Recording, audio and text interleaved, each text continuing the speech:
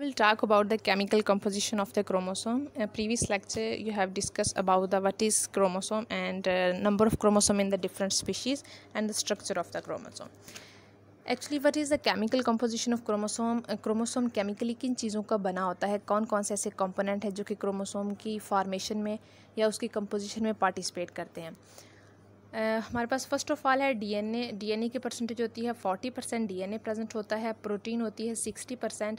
इसके अलावा वहाँ पे आरएनए की भी अमाउंट प्रेजेंट होती है. अब आरएनए का क्रोमोसोम के साथ क्या लिंक है, ये बात आप पहले से जानते होंगे कि जो आरएनए होता है वो बेसिकली बनता है डीएनए से. तो क्रोमोसोम के अंदर क्या प्रेजेंट होता है, डीएनए प्रेजेंट होता है, और यहाँ डीएनए जो होता है वो डायरेक्टली कन्वर्ट होगा आरएनए के अंदर. तो आरएनए की बनने की यहाँ पे जगह होती है.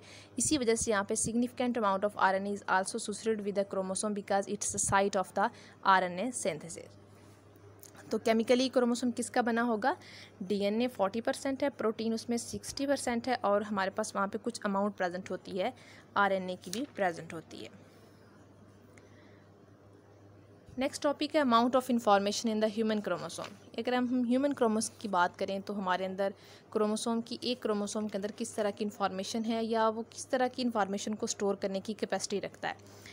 If a typical human chromosome contains, ठीक है, अब उसके अंदर कितने न्यूक्लियोटाइड्स होते हैं, about 140 million nucleotides in its DNA. अब न्यूक्लियोटाइड यहाँ पे क्या है, डीएनए जो होता है वो जिन यूनिट के मिलने से बनता है. जैसे हर चीज़ का एक यूनिट होता है, बेसिक यूनिट, ऐसे डीएनए का बेसिक यूनिट कौन सा है, न्यूक्लियोटाइड. बॉडी का हमारी का जो बेसिक यूनिट है वो सेल है, ऐसे ही डीएनए का बेसिक यूनिट जो है वो न्यूक्लियोटाइड है. Nucleotide is made up of the, हमारे पास बेसिक 3 इसके मेन कंपोनेंट्स होते हैं. ये पेंटोज शुगर के मिलने से बनता है. इसमें नाइट्रोजनस बेसिस भी होती हैं जो कि मुख्तलिफ किस आपके उसकी जो है फर्दर टाइप्स भी हैं, और उसमें हमारे पास एक जो है वो शुगर प्रेजेंट होती है. उन 3 चीज़ों के मिलने से न्यूक्लियोटाइड बनता है. मतलब अगर हम डीएनए को खोल के देखें तो डीएनए लॉन्ग चेन की फॉर्म में होता है, और उसमें जो सिंगल उसका जो बेसिक स्ट्रक्चर, बेसिक उसका कंपोनेंट है, दैट इज़ द न्यूक्लियोटाइड. तो एक डीएनए के अंदर 140 मिलियन न्यूक्लियोटाइड प्रेजेंट होते हैं. अगर आप इस इंफॉर्मेशन को क्रोमोसोम की किसी एक जगह पर उसको कंपाइल करने की ट्राई करें तो आप उस एक क्रोमोसोम की इंफॉर्मेशन के लिहाज से उससे आप 280 प्रिंटेड बुक्स लिख सकते हैं, आप उसको फिल कर सकते हैं. और हर बुक के अंदर पेजेस कितने हैं, 1000 उसके पेजेस हैं, और हमारे पास हर पेज के ऊपर वर्ड कितने हैं, 500 वर्ड्स जो है वो हर पेज के ऊपर है, और हर वर्ड जो है वो रिप्रेजेंट कर रहा है, करस्पॉन्ड कर रहा है एक न्यूक्लियोटाइड का.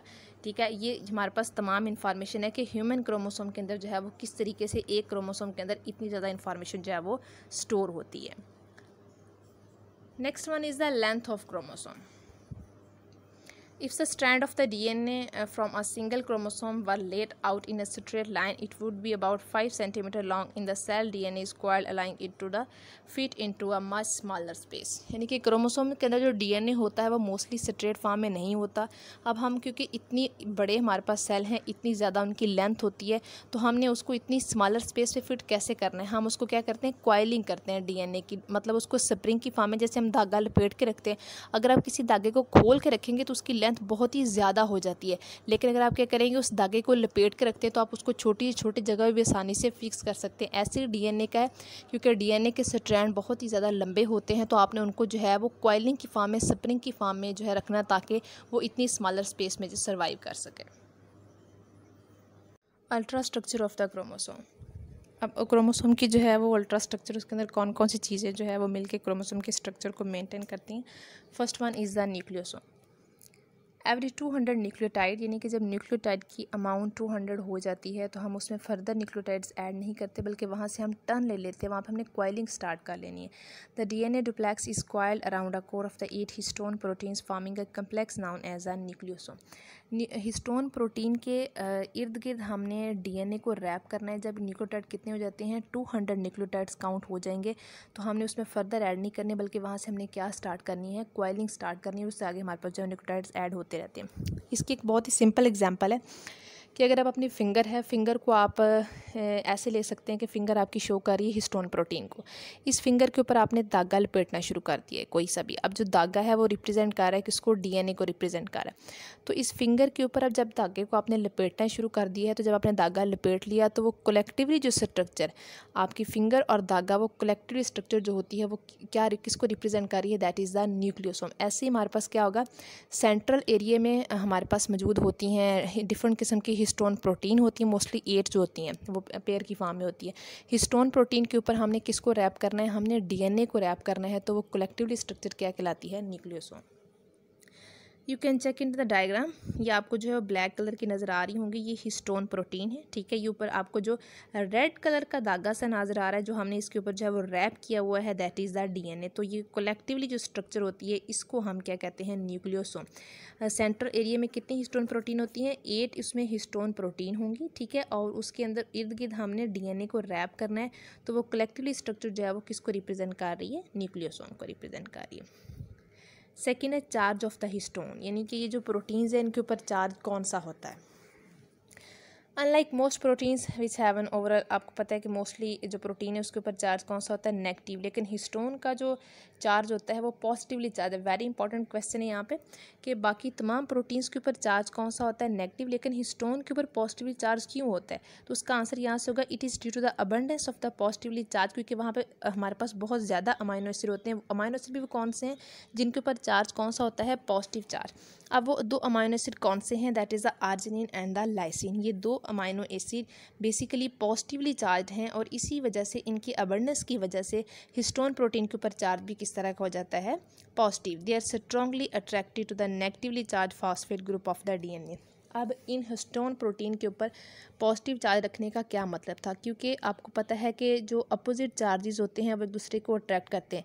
डीएनए के ऊपर मोस्टली चार्ज जो है जो कि फास्फेट की वजह से नेगेटिव होता है। अगर तो हमारे पास प्रोटीन के ऊपर हिस्टोन का भी अगर चार्ज नेगेटिव होता तो नेगेटिव नेगेटिव को अट्रैक्ट नहीं कर सकता, हम उसको बाइंड नहीं कर सकते। इसलिए जो हिस्टोन प्रोटीन है उसके ऊपर चार्ज कौन सा है, पॉजिटिव। और जो डीएनए है उसका जो फास्फेट ग्रुप है उसकी वजह से उसके ऊपर चार्ज कौन सा आ जाता है, नेगेटिव। तो ये जो पॉजिटिव और नेगेटिव हैं ये दोनों आपस में अटैच, इसी वजह से जो डीएनए होता है वो हिस्टोन के इर्द गिर्द जो है वो टाइटली पैक्ड फॉर्म में आता है। थर्ड पॉइंट है सुपर क्वाइलिंग। एक होती है क्वाइलिंग, एक होती है सुपर क्वाइलिंग, यानी कि अगर आपने किसी चीज़ को मज़ीद किसी छोटी फॉर्म में कंडेंस करना है तो आप वो जो क्वाइल है एक स्प्रिंग को मज़ीद आप जब फोल्ड कर देते हैं तो उसको हम क्या कहते हैं, सुपर क्वाइलिंग कहते हैं। Further coiling occurs when the string of the nucleosome, अब न्यूक्लियोसोम आपने बना लिए हैं, ये क्वाइलिंग होती है। लेकिन अगर आप मज़ीद न्यूक्लियोसोम को उठाएंगे और उसको मज़ीद रैप करेंगे into a high order coils called, तो उसको हम क्या कहते हैं, प्रोसेस जो है वो आपका सुपर क्वाइलिंग और स्ट्रक्चर क्या कहलाती है, सुपर क्वाइल्स कहलाती है। तो अल्ट्रा स्ट्रक्चर में सबसे पहले आपने क्या डिस्कस किया है, न्यूक्लियोसोम को डिस्कस किया है। हिस्टोन के ऊपर चार्ज पॉजिटिव होता है और किस वजह से होता है, बिटवीन द हेट्रोक्रोमेटन एंड द यूक्रोमेटन। अब ये हमारे पास उसका डिफरेंस दिया हो कि हेट्रोक्रोमेटन यूक्रोमेटन क्या होता है। फर्स्ट उसकी डेफिनेशन चेक करते हैं। Heterochromatin is the highly packed form of the chromatin in the nucleus, यानी कि अगर क्रोमेटन जो होता है वो हाईली कंडेंस्ड फॉर्म में है, उसकी पैकिंग जो है वो काफ़ी ज़्यादा है, वो आपस में काफ़ी अच्छे तरीके से कंडेंस्ड है, पैक्ड होता है, तो वो स्ट्रक्चर जो है वो क्या कहलाती है, हेट्रोक्रोमेटन। यूक्रोमेटन जो है ये लूजली पैक्ड होता है। इसमें जो क्रोमेटन का लेवल है, जो न्यूक्लियोसोम वगैरह होते हैं वो एक दूसरे से ज़रा फासले से पाए जाते हैं क्योंकि वो लूजली पैक्ड होते हैं न्यूक्लियस के अंदर। तो अगर तो क्रोमेटन जो होता है वो टाइटली पैक्ड होता है, हाईली कंडेंस्ड मतलब फॉर्म में होता है, तो वो क्या कहलाएगा, हेट्रोक्रोमेटन। और अगर वो हमारे पास किस फॉर्म में है, वो लूजली पैक्ड है और उसके अंदर जो है वो डिस्टेंस पाया जाता है, दैट इज़ द यूक्रोमेटन। ये उसकी डेफिनेशन है। अब इन दोनों में से एक्टिव कौन सा होता है, हेट्रोक्रोमेटन मोस्टली जो है वो इनएक्टिव होता है। इसका एक्सप्रेशन इतना, इसके जीन्स जो है वो अपने रोल्स को जो है वो एक्सप्रेस नहीं कर सकते, इस वजह से मोस्टली हेट्रोक्रोमेटन जो है वो अपने एक्सप्रेशन को शो नहीं कर सकता। इन कंट्रास्ट टू द यूक्रोमेटन, अब उसके लिहाज से देखा जाए तो यूक्रोमेटन जो होता है ये जनरली एक्टिव होता है क्योंकि इसके जो न्यूक्लियोसोम होते हैं एक दूसरे से अलग-अलग होते हैं और उनका थोड़ा डिस्टेंस होता है, उस वजह से उसके जो जीन्स होते हैं वो अपना एक्सप्रेशन जो है वो शो कर सकते हैं। डीएनए कंटेंट की बात करें तो हेट्रोक्रोमेटन जो होता है इसके अंदर डीएनए का ज़्यादा कंटेंट होता है क्योंकि इसमें जो है पैकिंग या कंडेंसेशन ज़्यादा होती है, जिसकी वजह से डीएनए कंटेंट जो है वो इसके अंदर ज़्यादा होगा। यूक्रोमेटन के देखें तो क्योंकि इसमें हमारे पास मॉलिक्यूल्स काफ़ी दूर दूर होते हैं तो इसमें ऑटोमेटिकली जो डीएनए का कंटेंट होता है वो ज़रा कम होगा। अब जीनोम में इसकी अक्रेंस देखी जाए तो ये मोस्टली जो हेट्रोक्रोमेटन होता है, क्योंकि जीनोम तो मोस्टली अपने एक्सप्रेशन को शो करने के लिए वहाँ पर प्रेजेंट होता है, तो ये हेट्रोक्रोमेटन तो अपने आप को एक्सप्रेस कर नहीं सकता। इस वजह से इसकी जो जीनोम के अंदर इसकी अक्रेंस है ये लेस अबंडेंट होता है। और जो 90% जो टोटल जीनोम होता है ह्यूमन का, वो मोस्टली क्या होता है, यूक्रोमेटन। 10% ऐसा होता है जो कि अपने एक्सप्रेशन को शो नहीं कर सकता। और ये हमारे पास किन ऑर्गेनिज्म में प्रेजेंट होता है, जो हेट्रोक्रोमेटन है वो मोस्टली जो है वो प्रेजेंट होता है यूकैरियोट्स के अंदर, लेकिन जो क्रोमेटन होता है वो दोनों के अंदर ही प्रेजेंट होता है, प्रोकैरियोट्स और यूकैरियोट्स दोनों के अंदर ही प्रेजेंट होता है। अब इसको डायग्राम से देखें तो ये आपको नज़र आ रहा है, ये जो एक स्ट्रक्चर है ये न्यूक्लियोसोम की एक स्ट्रक्चर है, ठीक है। यानी कि जो ब्लू कलर की स्टोन है इसके ऊपर जो ब्लैक कलर की रैपिंग है ये डीएनए की है। तो ये देखिए आपको नज़र आ रहे होंगे कि जो न्यूक्लियोसोम एक दूसरे से डिस्टेंस में पाए जाते हैं, इनकी कंडेंसेशन का ये लूजली कंडेंस्ड है, लूजली पैक्ड है। तो ये है यूक्रोमेटन की। लेकिन अगर नीचे आप देखें तो ये भी बेसिकली हमारे पास वही न्यूक्लियोसोम है, लेकिन इनकी कंडेंसेशन, इनकी जो पैकिंग है वो काफ़ी ज़्यादा हमारे पास जो है वो कॉम्पैक्ट फॉर्म में है। तो कॉम्पैक्ट फॉर्म में अगर कोई भी हमारे पास न्यूक्लियोसोम जो है वो इस फॉर्म में प्रेजेंट होता है तो उसको हम क्या कहते हैं, हेट्रोक्रोमेटन कहते हैं।